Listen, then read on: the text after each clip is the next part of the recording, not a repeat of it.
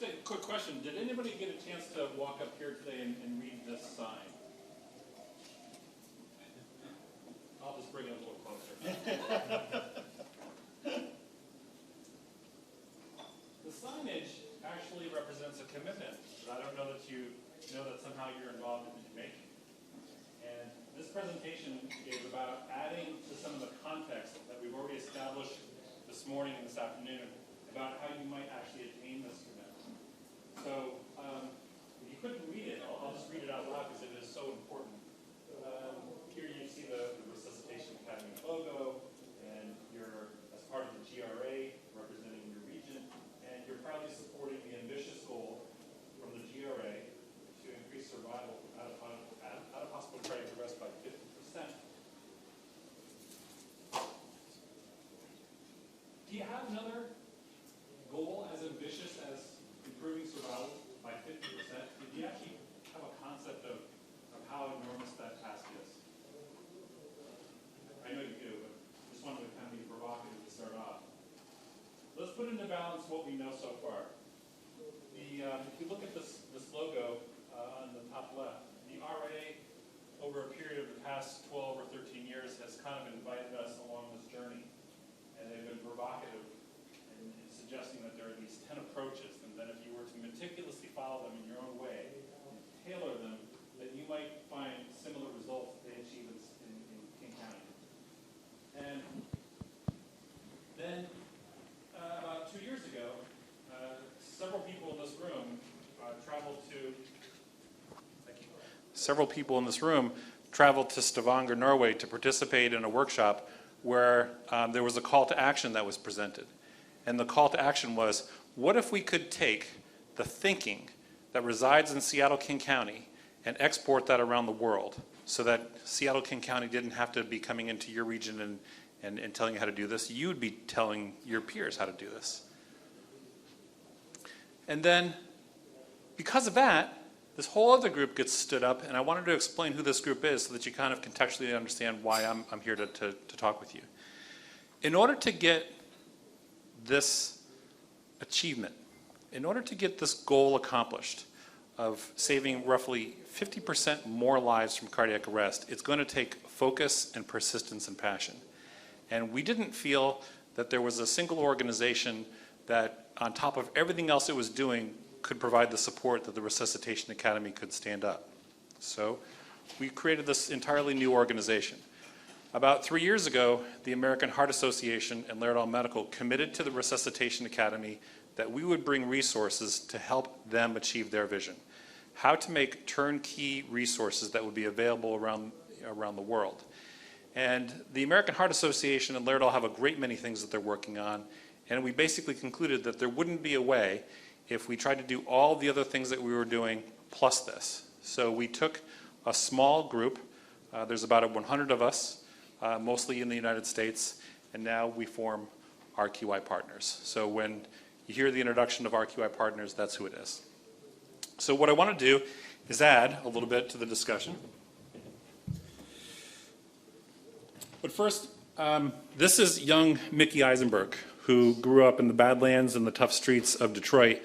And from a very early age, he realized that there was so much more that could be done with resuscitation, so he started to dream. And as Mickey continued his dream over a great many years, he brought down from his brainiac room these 10 steps. And this is actually Peter Kudenchuk, when his hair wasn't as white, who was saying, yes, Mickey, I understand. I'm going to start pursuing these. And at the time, it really wasn't 10. There was only a few things that were known. Progressively, over a period of time, more and more are discovered. But Peter was demonstrating, all kidding aside, a very productive way of thinking. And so this phrase, what needs to be true, is part of a design thinking approach. Has anybody ever heard of design thinking before? Okay. How many people have a mobile phone? Like, what kind of question is that? The thinking that it took to get a camera that also had a phone, that also could connect to a network, that could play pictures and sounds and music, didn't just happen. This was the result of design thinking, of trying to push the boundaries and explore areas that were unknown and result in the new norm, right? So every innovation that you see usually goes through these iterations of design thinking. And there are people who specialize in this, and one of the phrases that you often hear designers use is what needs to be true. So if you in fact have committed to a goal of saving roughly double the number of people in cardiac arrest within your system, and a designer would encourage you to start asking questions, what needs to be true? And you'll find that it's not just the clinical science, it's not just the 10 steps. You're going to find that the more that you ask on any one of those steps, so for example, if you took high-performance CPR, we saw an eloquent, perhaps one of the best examples of high-performance CPR I've ever seen anywhere in the world just a few moments ago. The result of lots of careful thinking and planning and iteration and improvement. It's just perfect. Once you start thinking about how will you make that happen across a territory, a region, a state, a hemisphere, you're going to run into issues that you don't even know that exist today. And what I'd encourage you to do is to start asking the question, once you start accomplishing something and you're getting ready for your next big hurdle, is to start asking questions. How might we? You'll often be met by people who say, we could never do that. And of course you'd acknowledge that and say, well, we could never do that if we do it the same way we do today, but how could we do it? And it unlocks this possibility in how we think, so I'd encourage you to start doing that. Now, let me try to put something a little more clear here. How many of you are familiar with the Utstein formula for survival? Probably the majority. Okay. Do you know where Utstein is? A couple. Some of you have been there. Let's pull it all together. Utstein, a historic abbey just outside of Stavanger, Norway, has cultural, historical implications, but it also has been the site where about 25 times experts from around the world have come together who've challenged themselves by asking questions about how might we report in a standardized way cardiac arrest outcomes? How might we train people to do X? How might we save more people from stroke? And then these are often called, they often have an output, which are called Utstein papers. But as a result of one of these Utstein meetings, the formula for survival had come about. And just put it into perspective, it is basically a conceptual format that has these three multiplicand. And if you start multiplying them, you get a rough estimate of the likelihood of resuscitation. It's not a promise. You shouldn't take it so literal, but it's provocative enough that it's going to be helpful in this conversation. So let's, for the sake of this conversation, assume, and Peter just maybe reinforced this a moment ago, there is no new science, there is no new gizmo that's about to come out in the next couple of years that's going to really kind of disrupt how we think. Second point, we all have equal access to the same medical science. And so if nothing new is coming and we all have the same access to the same information, how might we, or what needs to be true to have survival equal in every single region? It's not the science piece. It's not the clinical science piece. It's the pieces to its right, the educational efficiency and local implementation. And if you were to do a literature search over the past couple of years, you would find an abundance of clinical information on what saves more lives from cardiac arrest, but not a whole lot on the educational efficiency and the local implementation. It's like the educators and the impact science guys weren't invited to the party. Yet there's a whole society of people around the world who specialize in education and local implementation, but we, as an emergency medical services community, haven't really invited them because we don't know them. They're not in our circles until kind of recently. So let's assume in this one particular state that with all the available information today, right, so let's just say it's 100%, and you've been kind of roughly, half optimal in your approach to, teaching people how to use this information, and you've been kind of okay in implementing it through your system, right? That 100% times 50% times 60% is actually about 30%. And just in my anecdotal trips and travels and talking to people such as yourself around the world, I see lots of emphasis on the clinical piece, and I keep waiting to hear about the implementation piece, but it just doesn't come. It comes in drips and drabs. I think it will happen more. But let's start imagining the same type of access to the clinical information, and yet we do a better job with the educational efficiency and a better job with the implementation. Look, things start improving, and so on and so forth. We're talking about the same exact metrics, right? No change in the science. This is exactly the things that Peter talked about a couple minutes ago. So I'm going to be provocative here and say the goal that you're trying to achieve probably won't come from the next paper that's going to come out next week. It's going to in fact come from effort, right? An equal amount of effort or a proportionate amount of effort in balancing the clinical science with the educational science and the implementation science. That's where you're going to go from 12% to 30% to 50%, and you might be the ones that actually break the record and surpass, places such as, Copenhagen and Stavanger and Seattle, King County. It'll come from there. And there's in fact been so much that's been uncovered in the past couple of years, but here's just a couple that I'll share with you. This is one of my favorites. It's probably not well known. It's pre-publication. It's free. I'd encourage you to write down that title and Google it, and before you go back home, to have this printed out in your hands and digesting it, and I would encourage you to start having some conversations with your colleagues about how might you take the lessons learned from this paper, a synthesis of over 470 articles on education science and implementation science, which are really distilled down to just about 7 or 8 points, right?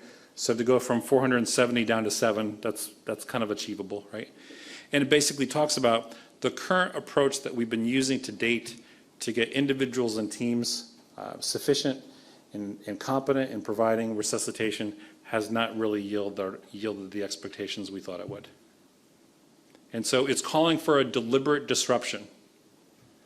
And it's interesting to watch the reception. There are some who vehemently will resist it because it's change, and it's actually in their financial incentive to maybe keep doing things the way they've always done it. And there's others who are like saying, okay, this is the way I kind of intuitively felt we should be going. I'm glad that somebody's finally taking a stand. One of your own locals, Kylie Dyson, who really added so much to the discussion a couple of years ago when she shared her dissertation and talked about the direct correlation between experience of paramedics and patient outcomes. And if you haven't read it, basically it says things like, we don't do a whole lot of resuscitations. As an individual, you might only get a couple a year, and the fewer you do, it directly correlates to a worse patient outcome. And so you probably can't go off and fetch a whole lot new of additional experiences of cardiac arrest. There's only so many. So Kylie was suggesting you might want to start thinking about alternate ways to give paramedics that experience, perhaps through simulation. So this is an excerpt from that paper that I just suggested to you. On the far left, this is what's been dominating the conversation, and rightfully so today, right? The medical science. I'm trying to bring balance now, and I want to talk about really mostly around the educational efficiency next. These are those few issues that are highlighted in this paper. Feedback and debriefing. What they're really talking about is after every training evolution, after every actual clinical experience, that providers should get feedback about their performance.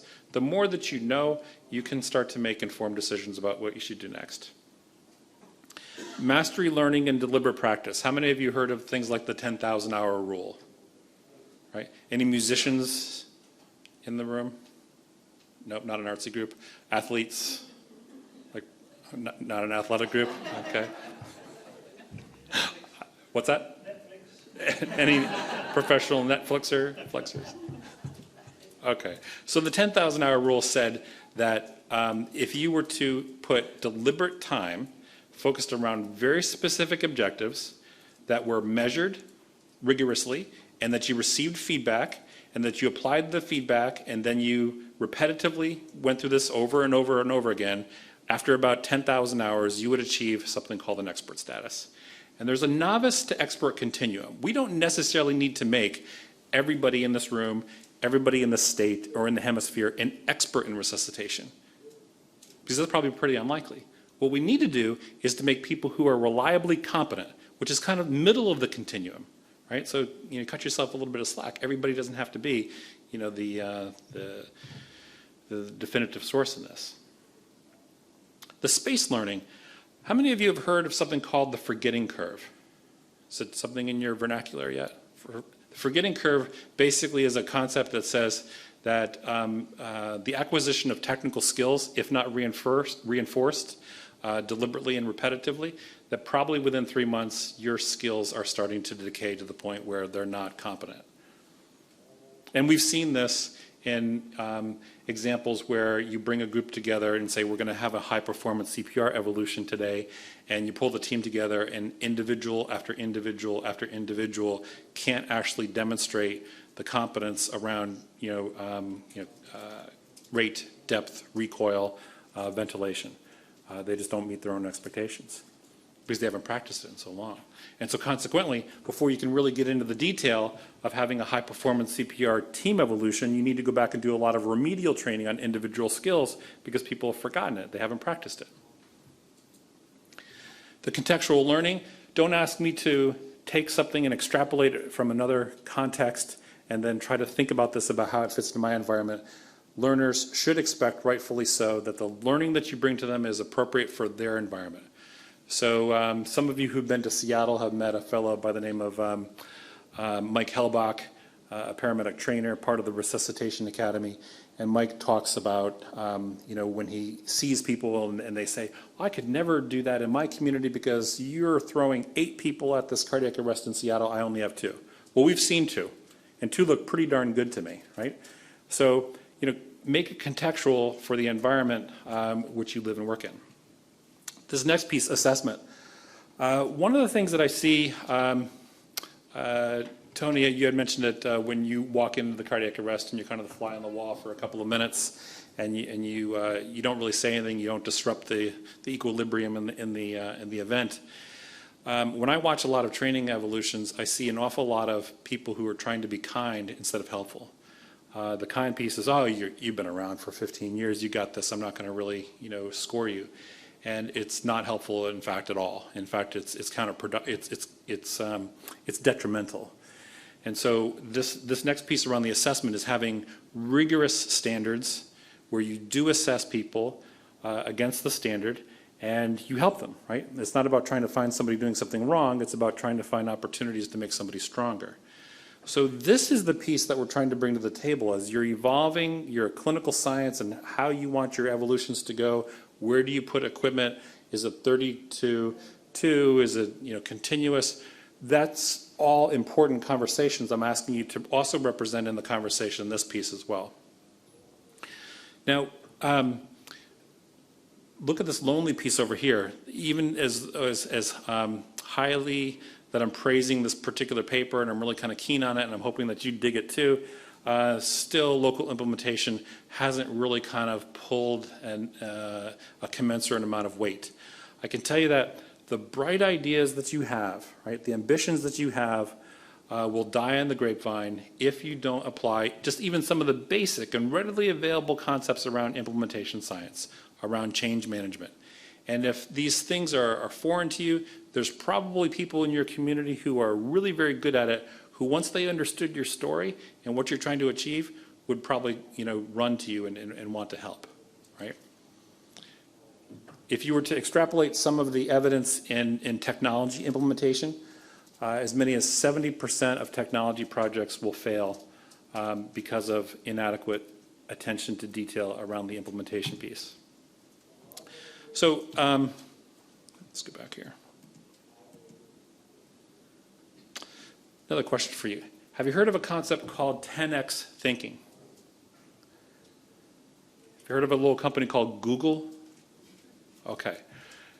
10x thinking is a term that has come out of Google. It represents a thinking that they undertake that when they go off and are going to apply effort to create something new, they're not trying to get a 10% improvement in the delivery of service. They're trying to get a 10x, not 10%, a 10 times improvement, right? So if Google were to invent a car, the car wouldn't go, maybe 130 miles an hour. The car might fly in the air. They don't follow the conventional wisdom of, let's just make it a little bit better. They're trying to get major disruptions. So to go from an environment where you might have 12% survival or 15% survival or 30% survival within your particular community, if you say, let's just do a little bit of effort and let's to hold one more HP CPR workshop, in the spring, and then we'll see what we could do in the fall, that's an example of 10% thinking. And I'm here to ask you to start unlocking, right? Asking questions. What would it look like if we dramatically raised our expectations? I'm going to give you an example. Last week we were doing some work with a community who was giving us some feedback around the assessment tool that you're going to be looking at tonight. And they didn't particularly like their score. And we were very eager to understand what they didn't like about it. And they said, well, it's just not really very positive. You need to spin this a little nicer. I'm like, well, we took it from the patient's point of view, not from your point of view. And from the patient's point of view, it's not looking so good. That in about 57% of the cases, patients wouldn't receive CPR until 10 minutes or longer. Well, they didn't like the answer. And again, I had to stress, if you don't like the answer, imagine who really doesn't like the answer. That's the guy who's laying pulseless on the floor. So why am I saying this? I'm sharing this story with you because this particular team was focused on the things that they can control. And a 10x thinker would say, maybe I can't control this piece over here where the call is first coming into a law enforcement PSAP, maybe being held for a minute or even 2 minutes. I can't control that because that's not within my charter, my direct influence. A 10x thinker would say, I need to bring those people to the table because they own a key part of the survival chain, and if they're not represented at the table, we'll never get to that number. So I'm hoping that you maybe ponder and think about who's not here. Anybody ever use the concept team steps in patient safety? There's a critical mantra within team steps, who's not here, right? When you're thinking about something that could sink the ship or that could kill a patient and respiratory therapy isn't here or the clinical pharmacist isn't here or whomever, you'd go, oh, well, we should get their opinion too. So something to think about.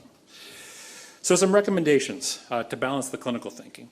The metrics of CPR are what they are, however you decide to tailor them, whatever your particular protocol is. MPDS, not MPDS. 30 to 2, not 30 to 2. As long as we're achieving the performance, the protocol is almost irrelevant. You're going to have to figure out how to keep people happy during that conversation. I can tell you that I can't listen to Dr. Kudenchuk enough.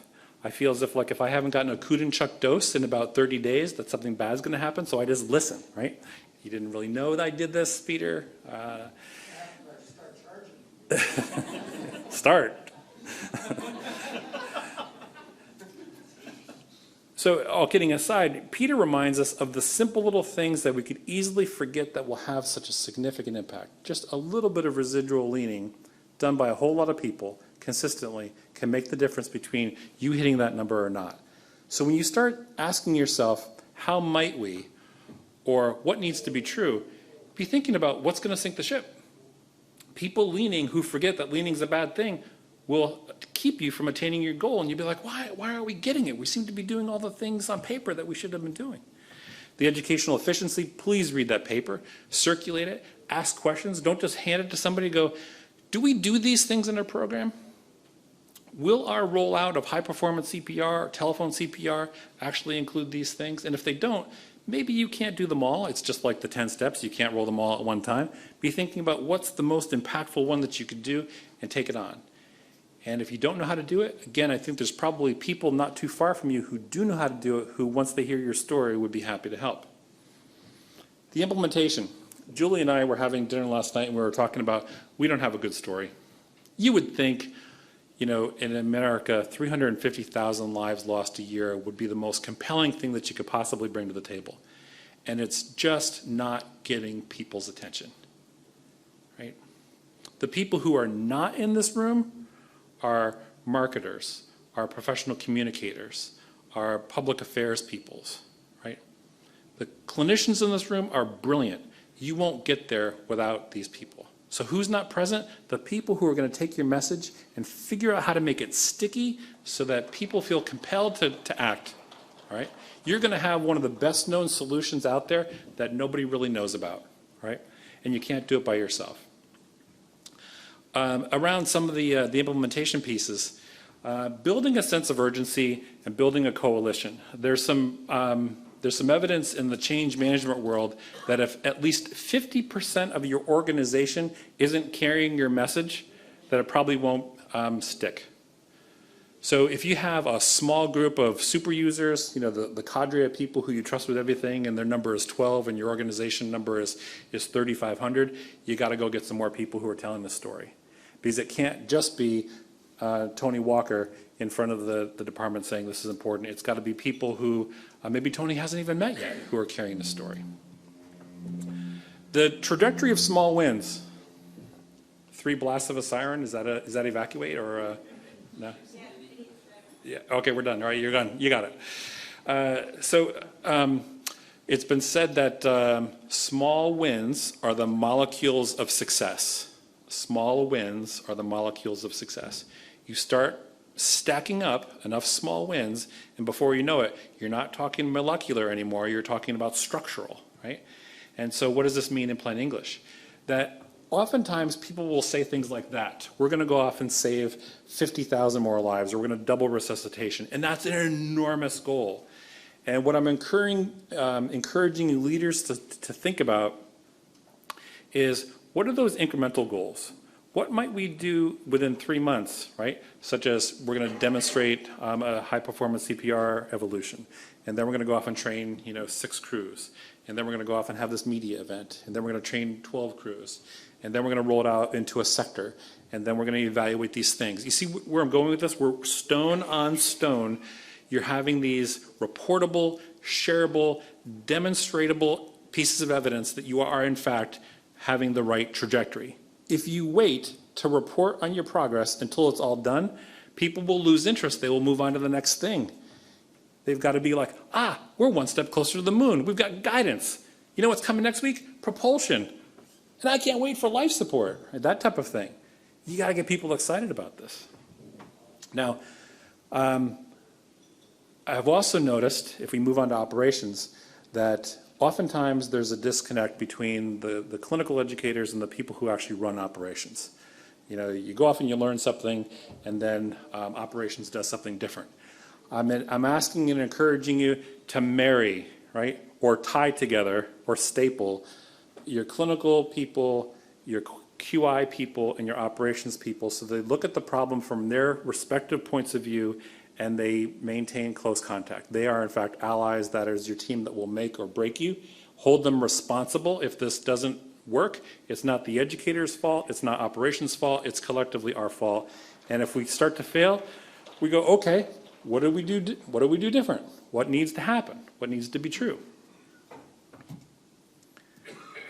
So an example of how we're trying to think differently. So the Resuscitation Academy has in its mind these programs, and we have in our mind that if we have to make them instructor dependent, that we'll fail to achieve the low dose, high frequency experience that we're chasing.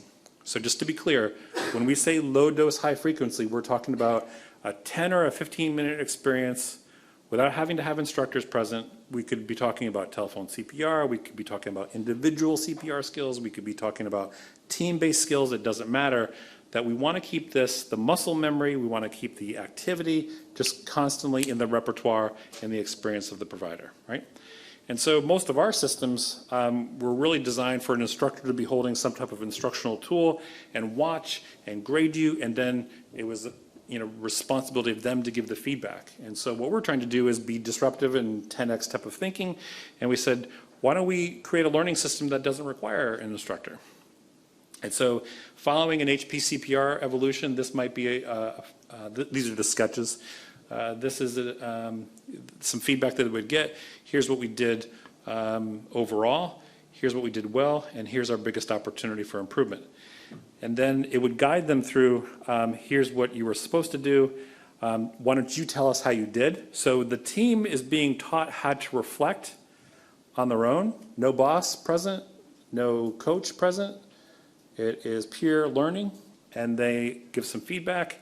They can look at their overall performance throughout here, and then they go through this screen a few times, and eventually their feedback gets kind of combined. That goes up into a cloud. Administrators can see it. The individual practitioners can see it. Everybody has situational awareness of are you making progress? So wrapping up. Icebergs and ducks, in my mind, have this thing that they share in common, right? If you look at the tip of an iceberg, it looks kind of really beautiful, but it's really just a small indicator of what's really happening below the surface, right? You've also heard of ducks swimming gracefully on the surface. Meanwhile, underneath, what are they doing? Work with me, paddling hard. Yeah, there you go. Okay, you're good. All right, so advice, I was going to do advice from a duck, but it didn't sound as eloquent as advice from an iceberg. So here it is. We're talking implementation. Get the sense of urgency. Bring in people who can help you craft a sticky message and have it out there with repetition. Clear and compelling goals. If you were just to throw out that goal, you'll never achieve it. You've got to have a series of cascading and interconnected goals that will help you to get there. It might be that, first of all, you're going to make sure everybody is individually competent in high-quality CPR. And then you're going to work to get teams together. And then you want to get a compression fraction reliably at 70% because it's currently 60. And then you want to get it to 80% minimally, and then you want to hold 80%. Those are the types of goals, and once you can sustain them, you know you're ready for the next one. Measure to improve. Build an army of supporters. Think long-term, but act on small little iterations. Teams become paralyzed when you give them enormous projects. Break it down into small bits. Measure and improve. Hold the gains. And with that, this was my Sunday morning, I guess. Yeah, Sunday morning. Beautiful Auckland. And thanks for the invitation to spend some time with you.